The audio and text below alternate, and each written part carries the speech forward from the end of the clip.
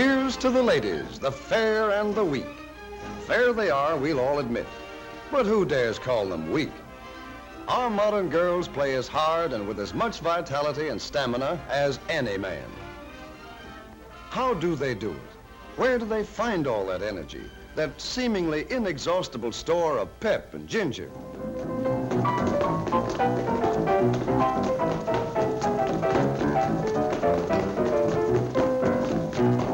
What is that whipcord resilience that lets the weaker sex play half the night, then bob up clear-eyed, ready for the next morning's work?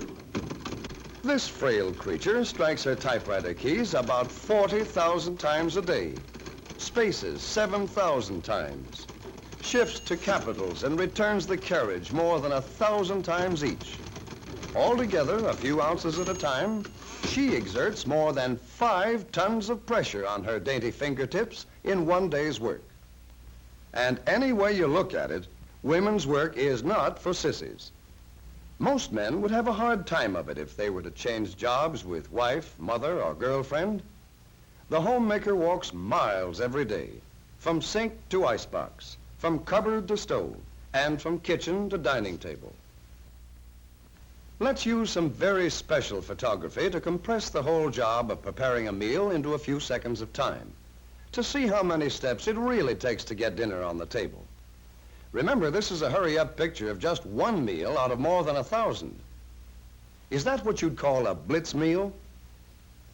Even an efficiency expert would be staggered by the amount of chasing around and indoor road work that the little woman takes as a matter of course. There's the stair-climbing event, for example, usually accomplished full tilt and with an armload of brooms, mops, blankets, and sundry household paraphernalia.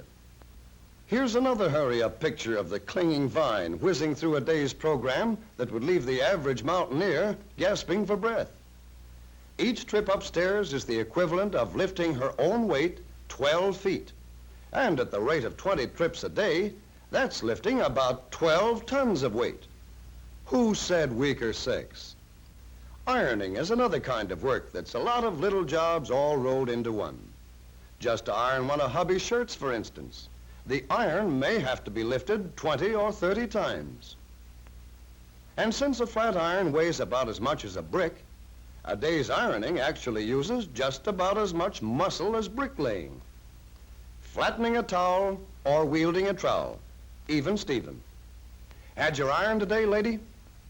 Because men are beginning to realize how much lifting and pushing the little woman has to do around the house, more and more muscle savers are being designed to make the little jobs easier.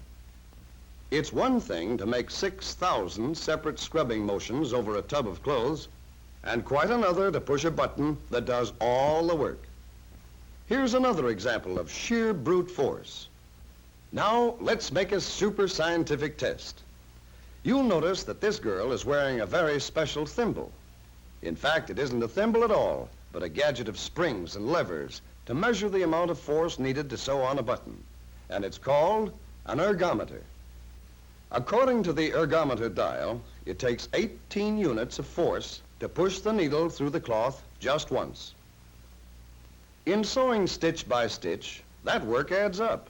Any man will admit that's a lot of work when it's called to his attention in the right way. And this is one way of calling it to his attention. This hurry-up picture shows that a stitch in time doesn't always save 9.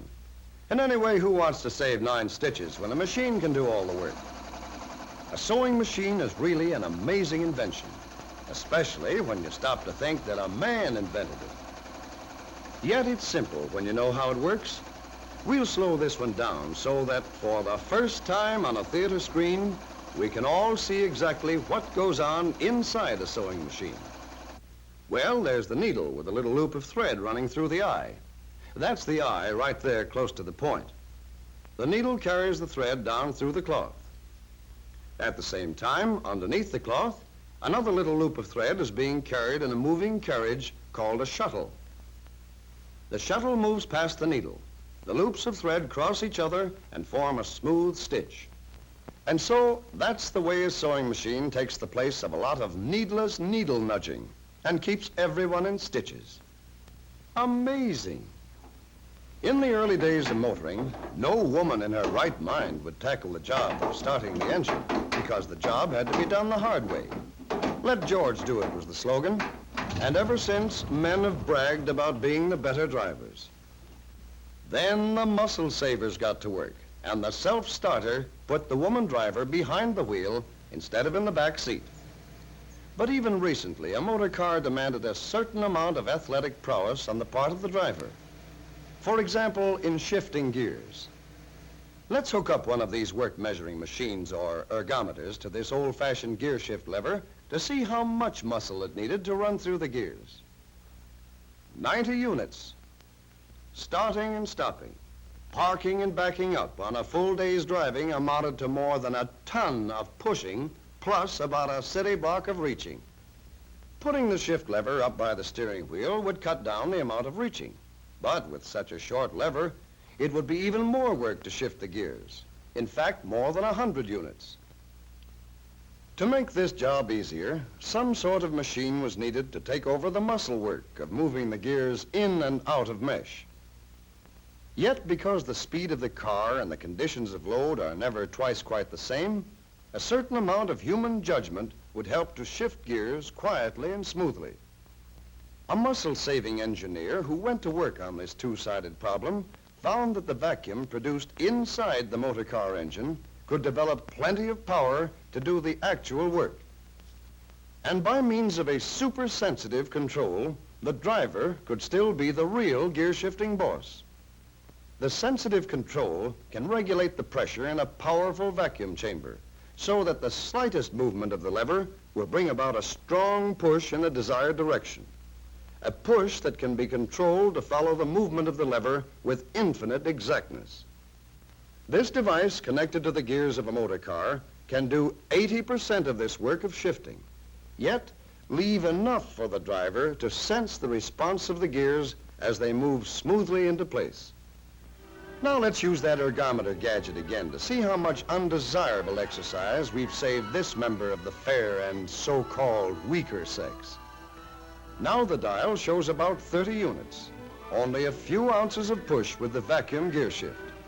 And if you stop to think about it, that's a vast improvement when it's multiplied by the amount of expert driving that our American girls do nowadays. Now that the muscle savers are busy, cutting down the amount of unnecessary work for women and for men, we'll all have more energy left for playtime. But there are still plenty of jobs left for the ergometer and the work-saving scientists to tackle.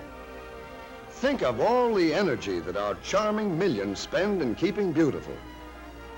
And if science is so darn wonderful, why doesn't some genius build a contraption like this?